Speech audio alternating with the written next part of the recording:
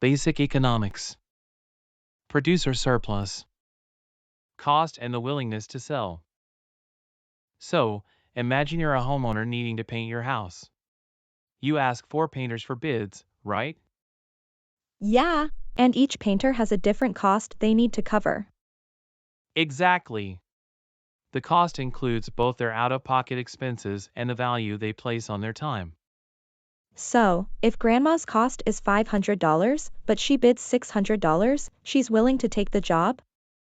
Right. She'll accept the job because the price exceeds her costs, giving her a producer surplus of $100. And what happens when there are two houses to paint? Good question.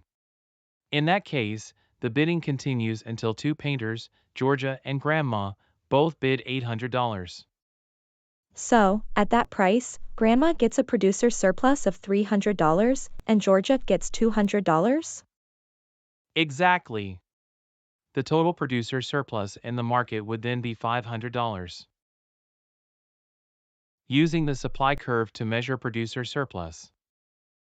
Let's talk about producer surplus and how it relates to the supply curve. Okay. How does that work exactly? Well, just like consumer surplus is linked to the demand curve, producer surplus is tied to the supply curve. Got it. So how do we find the supply schedule for something like painting services? Great question. We look at the costs of the painters.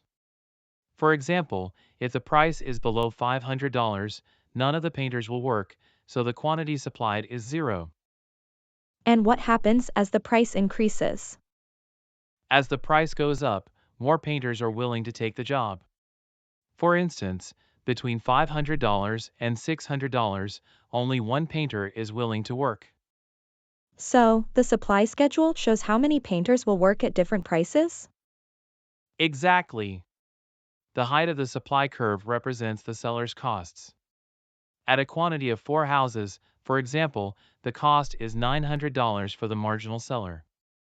And how do we measure producer surplus from that? We look at the area below the price and above the supply curve.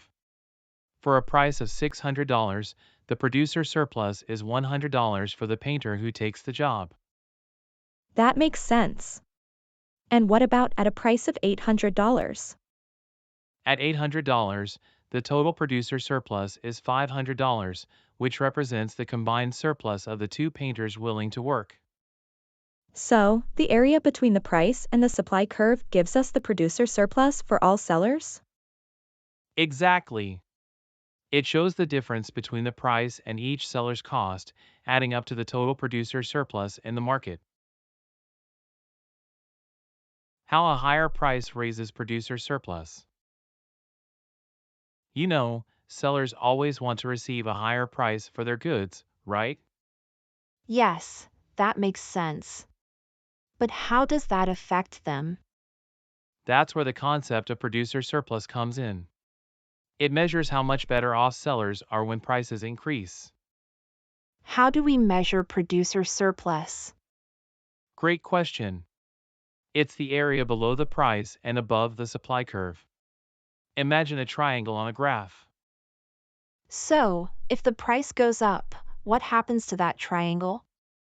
When the price rises, like from P1 to P2, producer surplus increases too. The area of the triangle changes.